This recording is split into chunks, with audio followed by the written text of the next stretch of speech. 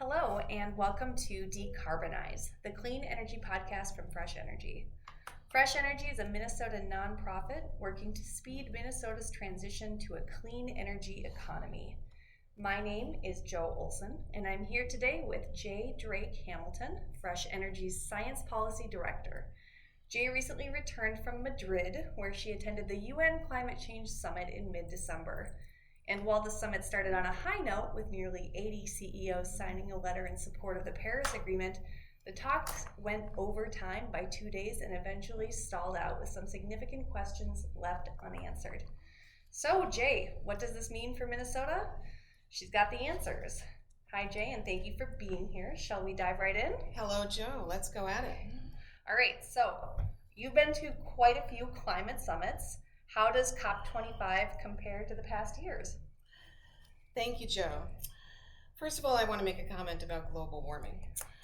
I want people to know that it will feel to us less abstract with each successive year. And we know this is true. More and more people, a huge volume of them in 2019, are recognizing that it is going to be cheaper to take action than not to act on climate change. This is my fifth COP, which is the Global Climate Summit, in 15 years now. The first one I did was in 2005 in Montreal, and that is when I had my eyes open to the power of young people. Even in 2005, there was a large contingent of them, and I was traveling there with another staff member from Fresh Energy, who at the time was in her younger 20s.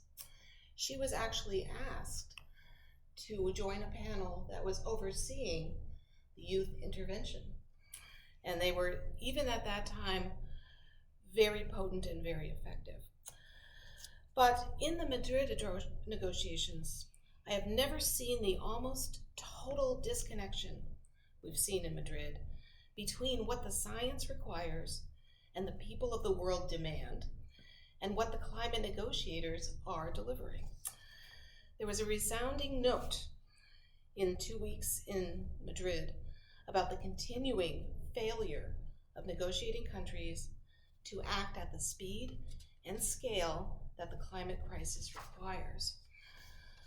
So, COP25 was originally to be held in Santiago, Chile, but was moved to Madrid on just a month's notice due to extended civil unrest and riots in Chile. The Chilean government continued to manage the negotiations while they were held in Madrid, and they were the COP25 presidency, which was held by the person Carolina Schmidt. So, what was the ultimate goal for this past year's COP25? Yes, the right question. COP25's goal was to, 4 years after the world's nations had pledged to limit global warming to no more than 2 degrees Celsius above pre-industrial levels, that was the Paris Climate Agreement, representatives of nearly 200 countries were meeting in Madrid to put the finishing touches 4 years later to the 2015 Paris Climate Agreement. Most of the rule book of the Paris Agreement was written a year ago at the Poland Climate Summit. The discussions at the annual United Nations Climate Conference, COP25, were expected to focus on international climate markets, the carbon markets, which have the potential to reduce the overall cost of global climate mitigation efforts. The real backdrop was shifting politics in Madrid about uncertainty over who will lead the global efforts to tackle climate change. At the same time, there was a very potent vocal current of intensifying public pressure on governments to take action. Despite pledges to curb emissions, atmospheric greenhouse gas concentrations reached a new peak in 2018. Newly released 2019 emissions data showed a second new record high with a 0.6% increase over 2018 emissions. Now, the United Nations Environment Program did an emissions gap report that came out just before this conference. The headline of it stated that the world is far off where it needs to be. And just to be clear, annual emissions reductions on the order of 7.6% a year will be needed between now and 2030 to stay on track to meet the goals of the Paris Agreement. UNEP's quote, "There is no sign of greenhouse gas emissions peaking in the next few years," unquote. So a lot at stake. What were your personal expectations going into the summit, and how did they compare with what actually happened? Yes, well, I was expecting a little bit of disappointment because of something that was published by the journal Nature during the first week of the COP25. And that quote is, "The 2-week meeting," this is at the beginning of the 2 weeks, "is unlikely to yield needed results." Managing my expectations, of course. They went on to say, "Negotiators representing the world's governments are more likely to postpone the hard decisions until next year's talks, which will be held in Glasgow, UK, when nations are scheduled to improve on the emissions reductions pledges they set in 2015 as part of the Paris Climate Agreement." Now, the 25th set of negotiations failed to make the progress needed toward meeting the goals of the Paris Agreement. The parties to the negotiations, which were nearly 200 governments, failed to fill the so-called ambition gap between what the climate science demands and the world's current trajectory. Shall I just go in and go through what the big failures were? Please do. The negotiators failed to work out the details of the vital carbon market mechanisms under the Paris Agreement. The nut of carbon market rules needed is that how can emissions made in one country, how can they be offset by investing in low carbon technologies elsewhere? This is housed under Article 6 of the Paris Agreement, which aims to promote voluntary international cooperation between nations. It's a central point on the agenda, and offsetting certainly must be discussed and rules developed by the countries assembled to cover it, of course. Now, Article 6 of the Paris Agreement requires, quote, "robust accounting to avoid double counting of internationally transferred mitigation outcomes." That's very important because a lot of countries rely on offsetting. Think of it as similar to making passenger air flights carbon neutral. I know a lot of people are talking about that. And using something like that to achieve their emissions reductions goals as a country. So some of the countries that use that kind of offsetting include countries you all think about: New Zealand, Sweden, and the United Kingdom. Now, critics say that offsetting allows rich countries to dodge responsibility for cutting their own emissions. But the International Emissions Trading Association, which is housed in Brussels, says everyone could be better off through collaboration. Offsetting would engage businesses in climate action and facilitate the linkage between existing carbon pricing systems. In Madrid, the decision was postponed until November 2020, which was likely a better outcome than rushing through agreement on rules that could have jeopardized the integrity of the Paris Agreement. But vital creation of international carbon markets is a key need for the meeting now that will come up just about 10 months from now in fall of 2020. In the end, the work of countries who comprise what is known by a great name, the High Ambition Coalition. So the people who really know what is at stake and what has to be done. That includes people from low-lying island nations to many in the European Union and others. And they were stymied in Madrid by a small handful of countries that have made outsized contributions to global greenhouse gas emissions. They are the United States, I'm ashamed to say, Brazil, Australia, and Japan. These were among the biggest blockers to progress. Other major economies, including China, Canada, India, and Russia, seemed content in Madrid to stay complicit on the sidelines of the summit.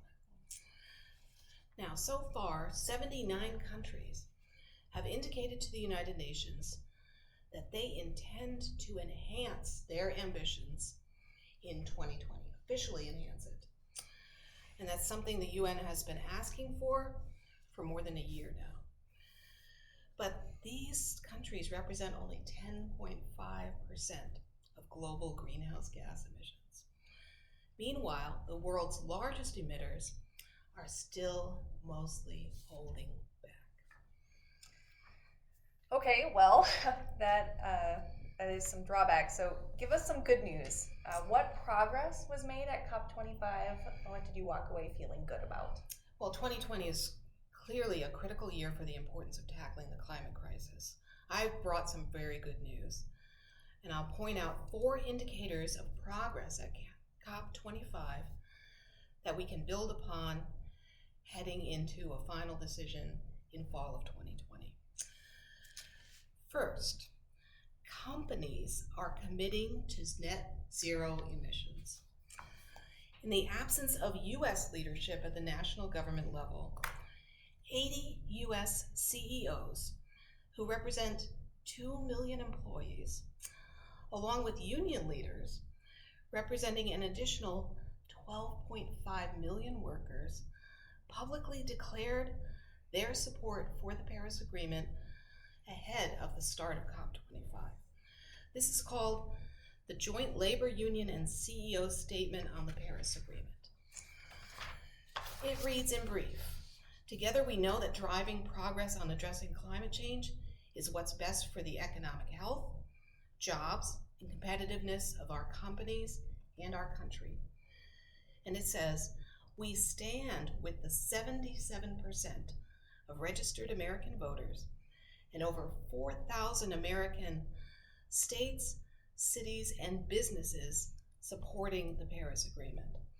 And finally, it ends by saying, the promise of the Paris Agreement is one of a just and prosperous world. We urge the United States to join us in staying in. Now, that was signed by the AFL-CIO, the U.S. National Union Federation that represents the 12.5 million working people in the U.S. in affiliated unions.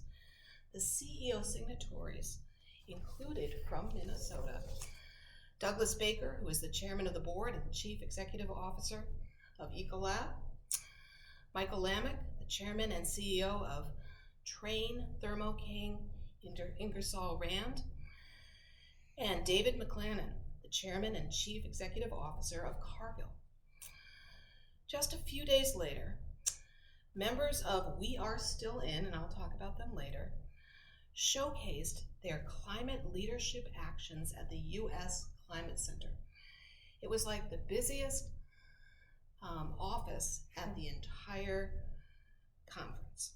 Over 4 days, companies made it clear that when it comes to the Paris Agreement, the Trump administration does not represent the business community.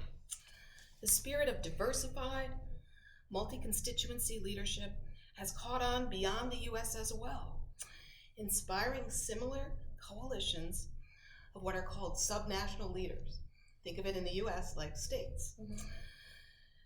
Leaders like this have developed an outspoken constituency in Brazil, in Japan, in Mexico, and in South Africa. So, in addition, some 177 companies from around the world made commitments to adopt a science-based target in line with capping temperature rise at 1.5 degrees Celsius, which has become the new standard for corporate climate commitments. Also good news.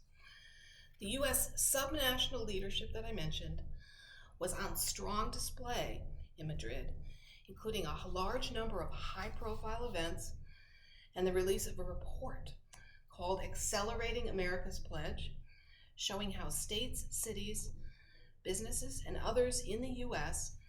can go a long way toward delivering on the U.S. commitments under the Paris Climate Agreement.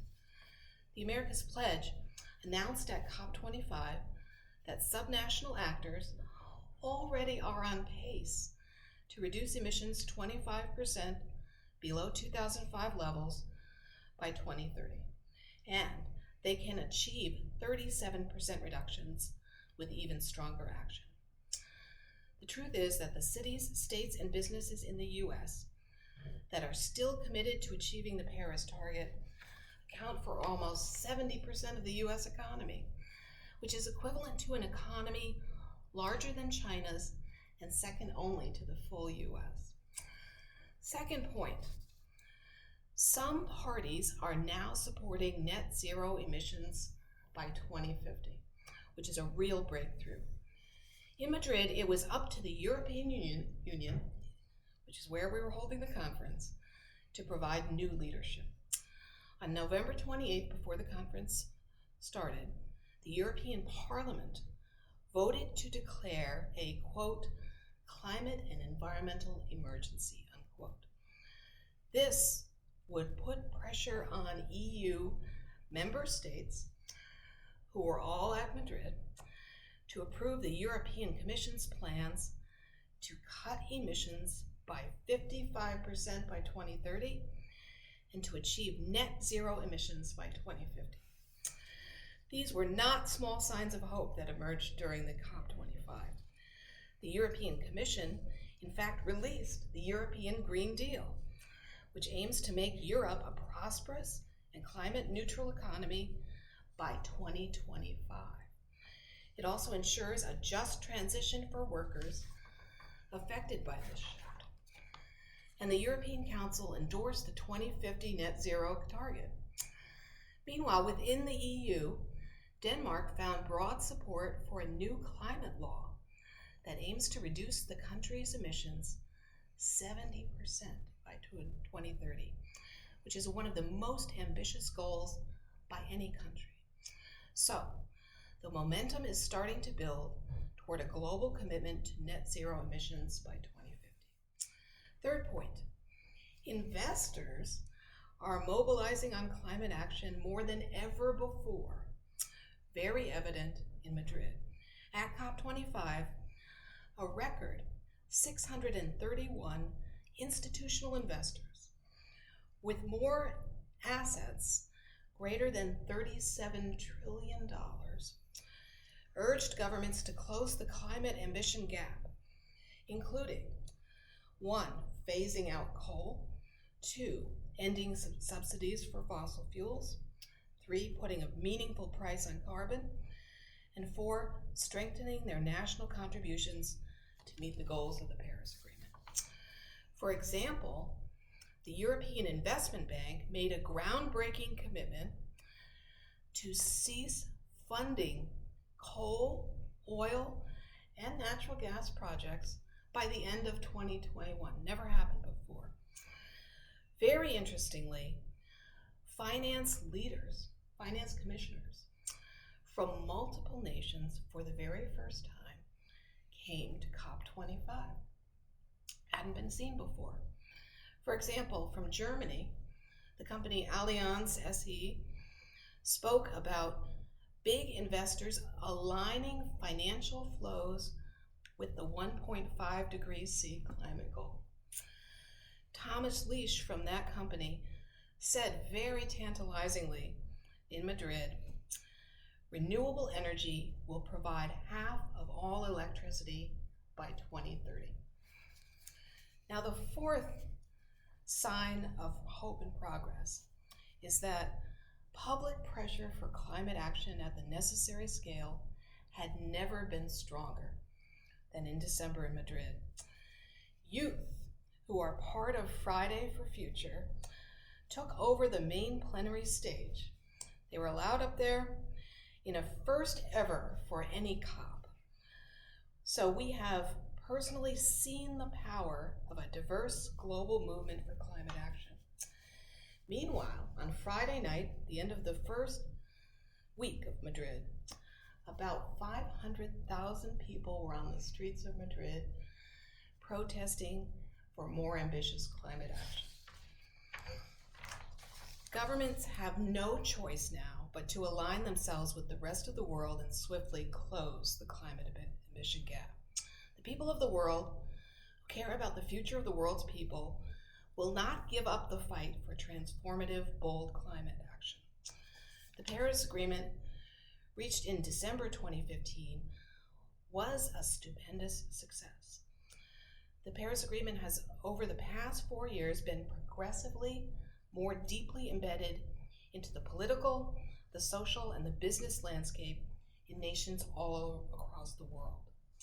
For example, no one thinks that the UK's Boris Johnson's election would have contained a commitment to reach net zero emissions by 2050 if the Paris Agreement had not existed. And no one thinks the European Union would have followed the UK's lead and endorsed a net zero target for 2050. Finally, businesses and investors would not have engaged in intense debates about what it will take for their operations or for their portfolios to align with a Paris-compliant net zero 2 degrees or 1.5 degrees C world. So that is all new. Wow, thank you, Jay. That is some good news. So while at COP25, you had some time with the official U.S. delegation. Can you tell us a little bit about your meetings with them as part of the NGO membership? Well, I feel lucky that every one of the 5 years I've been at a COP, I've been in a room, usually with only no more than 9 people or 11 other people, meeting with the U.S. delegation. This time it was a little different. We met with a larger group of people. So I met twice with the official U.S. delegation. First, on Monday, December 9th, a coalition of about 50 members of U.S. non-governmental organizations met with 6 members of the U.S. delegation for about an hour. Now, these were different than the meetings that I had attended in previous years. These were deemed off-the-record meetings by the U.S. delegation, so I will convey only the most discussed points that were brought up by the non-governmental organizations. All 6 of the U.S. delegation we met with the first day were career diplomats. Different from the political staff President Trump sent in addition in the 2 past years of COPs. Their previous goal in those past years was to hold public hearings on the benefits of coal energy, among other pro-fossil fuel positions. This year, 2019, was different, with at the head of the delegation many career diplomats and 1 communications person. One career diplomat had actually graduated from the University of Minnesota. I was asked to convey to the group the climate actions of Minnesota, and I shared the nation-leading clean energy economy transformation that has already begun in Minnesota, and many people feel is the best leader among all the U.S. states. Our meeting was held at the beginning of COP's 2nd week. The negotiations were still ongoing, of course. The chief negotiator at our first meeting was Kim Carnahan. The second meeting was held 3 days later on December 12th and was chaired this time by U.S. Ambassador Marcia Bernacat, who was in the room for about 40 minutes.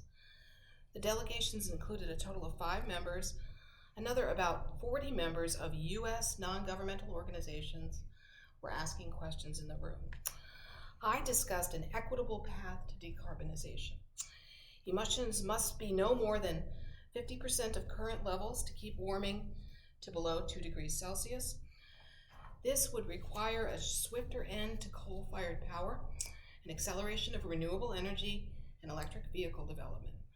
Much more funding would also be required so that developing countries can both decarbonize and protect vulnerable populations. Ambitions to both reduce emissions and governments backing their pledges with cash for the poorest people, equity, must be resolved if international climate talks are to reach agreement. More drastic reductions must not neglect the development needs of the poorest communities. They were very well represented in Madrid. Those lacking access to sufficient food, water, health care, and electric power. It is the development nations' past emissions that are contributing to the extreme climate effects. This funding would enable poorer nations to continue to industrialize but use less carbon in the process. Now, the NGO asks of the U.S. delegation, almost all of the questions and pointed asks were about trying to prevent loss and damage or minimize it. Many of the NGO members surrounding me said that the U.S. is holding up assistance to developing countries. The ambassador responded negatively about this. She said, for example, the U.S. is the chief donor to countries of the world, though she wasn't talking about this instance. She also said, I take strong objection to that characterization. However, numerous members of NGOs stated that this currently pledged money for international climate loss and damage is only $12 million across the whole world, so is not sufficient. We reiterated the obfuscations and delaying tactics to negotiation that were headed by the United States. The best question asked in that meeting, which was left unanswered by the U.S. delegation, stated, the reality is all the analyses by the United Nations say the world needs hundreds of billions of dollars to address loss and damage. How do we mobilize those kinds of support? No answer from the U.S. delegation. So it seems like non-federal leadership is delivering U.S. ambition and action, and Minnesota is a really vital part of this climate action. Can you talk about the role Minnesota played at the summit? And this is not the first time that Minnesota has been a leader at a summit. We were leaders in 2017 in Bonn and in 2018 in Katowice, Poland. But we're here again. Who was there from the U.S.? I'm going to start from the U.S. and then zoom quickly into Minnesota. There were a number of alliances present. The Americas Pledge, the U.S. Climate Alliance, and one called We Are Still In. The U.S. Climate Alliance represents states and territories whose governors have committed to ambitious climate action, which has grew in just 1 year from 17 states to 25 states, including for years the state of Minnesota and Governor Tim Walz, as well as Lieutenant Governor Peggy Flanagan. Other Midwest states were present too: Wisconsin, Illinois, Michigan. The city of Minneapolis, which is committed to being 100% carbon neutral by 2050. The city of St. Paul, which is dedicated to reducing those impacts through both policy and action. Now, global human-caused carbon emissions would need to fall by 45% from 2010 levels by 2030, reaching net zero around 2050 to avoid the most negative impacts of climate change. Now, the We Are Still In coalition now numbers over 3,800 American businesses, cities, and other. Together, the U.S. climate coalitions committed to the Paris Agreement now represent 70% of the U.S. GDP and nearly 65% of the U.S. population. So we can easily say that non-federal leadership is delivering U.S. ambition and action, and Minnesota is a vital part of this climate action. U.S. states, cities, tribes, businesses, communities of faith, universities, cultural institutions are already making a difference in U.S. emissions and are on track to deliver more. Importantly, in Madrid were bipartisan state delegations committed to ambitious climate action. Cities, states, and businesses are America's climate innovators. They're developing solutions, they're working with legislators, city councils, and corporate boards. They set new science-based commitments and accelerate our clean energy economy transition. I hear from many parts of the U.S. and from countries around the globe at these COPs. Midwestern, some of them call it heartland action, is more vital than action on the coast for national ambitious climate momentum, because they know how policy develops in the United States. And they know it takes a significant push from the heartland to get policy moved forward. Minnesota is the second fastest warming state among the US 50 states. We have just survived in 2019 the wettest water year on record. The climate change impacts, especially of heavy precipitation, are impacting communities that have never before had these big economic costs of water impacts. Minnesota can deploy cleaner, smarter, and cheaper electricity to help preserve the health and beauty of our ecosystems. Minnesota is a case in point. The national leadership of Xcel Energy, the first largest source of electric power in Minnesota, has now committed to a zero coal goal and 100% carbon-free electricity in not only Minnesota, but in the whole 8 states where it provides power. Governor Walz said of this, Xcel's announcement that it will deliver 100% carbon-free energy by 2050 is exactly aligned with our Walz administration's goals of 100% carbon-free electricity in Minnesota. We also have Clean Cars Minnesota. Minnesota is proposing to become the 15th state to adopt more stringent tailpipe pollution standards to improve human health, lower greenhouse gases, and give consumers more choices provided for sale in Minnesota by the vehicle manufacturers. We have to see these cars and get them to Minnesota and sell them. The Minnesota Smarter Grid study report, funded by the McKnight Foundation here in Minnesota, shows that Minnesota can achieve our 2050 greenhouse gas emissions goals of at least 80% reductions across, it's a big lift, across the buildings, energy, and transportation sectors, while providing reliable energy at affordable costs. Continuing our state's progress on clean energy will boost our economy by tripling the number of energy sector jobs by 2050, and that number is now at 60,000 clean energy jobs. The Minnesota's legislature established greenhouse gas reduction goals in 2007 as part of a bipartisan Next Generation Energy Act, which was signed by then Republican Governor Tim Pawlenty. The statute calls for at least 30% reduction by 2050. Take your time. The statute calls for at least 30% greenhouse gas reductions by 2025 and at least 80% reduction by 2050. We know that this is not quite yet bold enough and not fast enough, but would be a great start.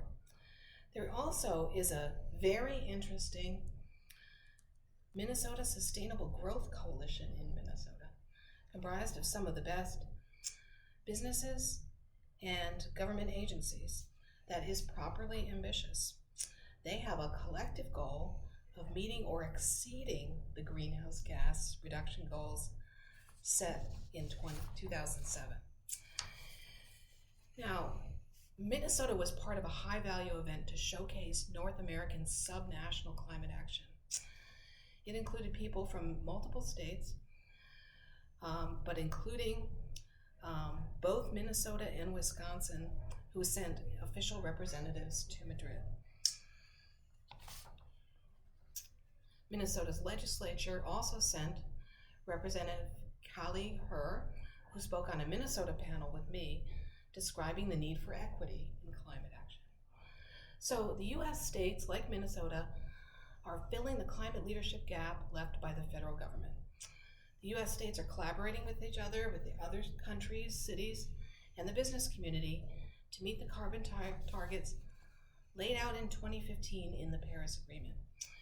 U.S. states are calling for more ambitious action in order to prevent the most catastrophic effects of the climate crisis. In Madrid, representing the state of Minnesota was Tim Sexton, an assistant commissioner and chief sustainability officer for the Office of Sustainability and Public Health. And he said, quote, "The magnitude of climate change and its impact on every aspect in Minnesota requires bold thinking and an integrated response."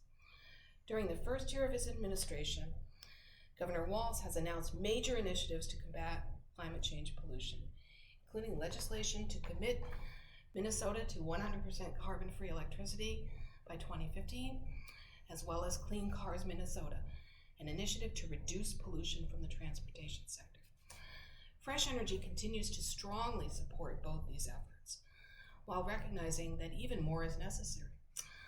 On December 2nd, as the conference was starting, Governor Tim Walz announced his establishment of his Climate Change Subcabinet and the Governor's Advisory Council on Climate Change. I say Governor Walz is exactly right when he says that tackling the climate crisis demands both thinking and deep collaboration. We look forward to supporting continued leadership from the Walz administration and from the state of Minnesota. Now, I want to say a few words about other very potent actors from Minnesota at the summit. And these were Minnesota companies. These are examples of Minnesota companies acting on climate in December and or were companies at the climate summit, including Ecolab, the 3M company, Cargill, and Target. Now, first of all, I want to say a few words about Ecolab. Ecolab, on December 18, 2018, more than a year ago, announced a goal of 100% of the company's annual energy use in North America would be covered by 100% wind energy. Perfect match. The renewable electricity generated built on the early initiative that Ecolab took in 2015 when it had made purchase agreements for 5 megawatts of community solar subscriptions in Minnesota. In addition, this year, the first week of COP25 on December 5th, Doug Baker, the CEO of Ecolab, said, Ecolab will cut carbon emissions to zero by 2050. He said, quote, "To fight global warming, filtration and chemicals from Ecolab Inc. will cut carbon emissions by 50% by 2030 and to zero by 2050. He went on to say, "We don't yet have all the answers as to how we'll get to net zero carbon emissions, but business needs to come together and create forward momentum." Second company I want to talk about is Cargill.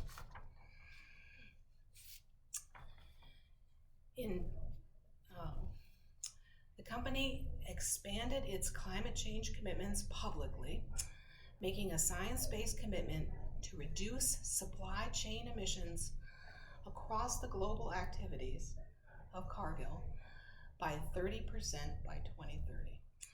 Cargill was represented at COP25 by Greg Downing, who spoke of their support for the science-based target to reduce emissions to get down all the way to net zero by 2050. Downing was also on a business panel talking about the renewable thermal as a leading edge of solutions. Cargill, for example, uses waste biomass as a renewable thermal resource now. Downing made multiple public on-the-record statements in support of the Paris Agreement and of COP25. The third company that was also at Madrid made an earlier announcement. Their earlier announcement came at the end of February 28th, 2019, and it said 3M has a 100% global renewable electricity goal. 3M converted its headquarters campus to all renewables immediately, starting in February 2019. The CEO, Mike Rahman, said that global manufacturing and technology company is committed to move to 100% renewable electricity in all its facilities around the world, beginning with its own headquarters tomorrow in this case, which was roughly March 1, 2019.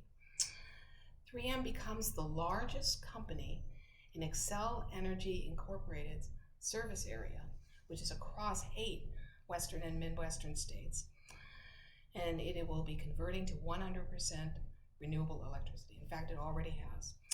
3M's St. Paul global headquarters, as many of us in Minnesota will know if they've driven past it, is a 409-acre campus with about 12,000 employees working across 30 buildings and research labs. 3M's transition to 100% renewable electricity at its headquarters will increase the company's total global renewable electricity to approximately 30% and further help the company reduce greenhouse gas emissions. And 3M notes, recognizably proud, that it has recorded a 68% absolute reduction in greenhouse gas emissions since just 2002, while at the same time nearly doubling its revenue. And the fourth and final company I want to talk about is Target. I worked at COP25 in Bonn, Germany in 2017 with Target, which accepted my invitation to be on a Minnesota panel I created at the U.S. Climate Action Center. But that was 2 whole years ago. Since that time, Target has looked at their 2017 goal, which was to get to 25% electricity in their stores by 25% renewables by 2025. But the company knew in mid-2019 they had almost met that goal, 6 years early. So what did they do? In the middle of 2019, they increased their goal to its maximum. As of June 2019, Target has committed to 100% renewable electricity by 2030. Target had committed to 100% renewable electricity previously, but they hadn't set a year goal. So now they felt confident to do this. This goal applies to all Target's domestic operations, will help power its stores, distribution centers, and offices more sustainably and responsibly. Target will track its clean energy progress closely and has already set an initial checkpoint to source 60% of its electricity through renewable sources by 2025. To meet that goal, the company is investing in projects across the country that produce electricity through renewable resources, such as wind and solar power. Target's latest renewable power purchase agreements will help enable the construction of the Lone Tree Wind Project in Illinois and the Sand Fork Solar Project in Texas. Together, these wind projects are estimated to generate approximately, get this, 556,000 megawatt hours of renewable electricity. That's the equivalent of the use of 280 Target stores annually throughout the U.S. Target is familiar with working with renewable energy partners to meet sustainability goals. In 2016, the company kicked off its first wind power partnership in Lubbock, Texas. In 2017, it contracted for a large amount of wind energy from a project in Kansas, which came online in 2019. It all adds up. Today, an estimated 22% of the electricity Target uses to power its business comes from renewable sources. Wow, that is fantastic. Thank you for that update, specifically about the businesses here in Minnesota. So what would you say what do the outcomes of the Climate Summit mean for Minnesota going forward? Well, I just want to insist that people look at other businesses in Minnesota too, because we have a real reason to be proud of those. And we can use those significant, very, very, very potent levers to encourage more companies in Minnesota and other states to take action. For example, our St. Paul-based District Energy in Minnesota is a utility voluntarily stopped burning coal on March 31, 2019, because they thought it was the right thing to do, and it certainly was. Also at the conference was the Science Museum of Minnesota, and it is the only science museum in the country that has adopted carbon neutrality as its goal. The Science Museum's goal is to have 50% reduction in carbon by 2030, if not sooner, and to be carbon neutral by 2050 at the latest, which is the type of ambition we are trying to move toward. Now, next year, COP26, well, and actually that's now this year, 2020. 2020, November, COP26 will be in Glasgow, Scotland. If the US has no new president after our election, the US will no longer participate in negotiations concerning the rules and implementation of the Paris Agreement in Glasgow. This November in Glasgow, the key item on the agenda is the completion of Madrid's unfinished business, rules for the international trading of emissions credit. Is enough being done? Of course not. But it is incorrect to say almost nothing is being done. It is also not correct to say the world faces near-term climate collapse. This is not what the science says, and it will become, I think, increasingly apparent between now and 2030. We have reason to expect 2030 to look completely different than today on climate prospects. We must take urgent actions to reduce emissions, and we must invest much more in adaptation to climate change. By 2030, perhaps, the growth in emissions will have leveled off, partly because China's coal-fired surge seems to be over. Coal use in the electric system has peaked and perhaps even started to fall globally. This is overwhelmingly because of the hard work of millions of people around the globe in the energy sector and in the transportation sector. We must allow ourselves to celebrate the very positive facts in energy and transportation and not discredit these sea changes. These are powerful signs of the ongoing clean energy transmission. In 2013, we will not yet have a perfect outcome, but it is looking fairly likely that we will be in a much better place than today because of improvements in energy and in transportation.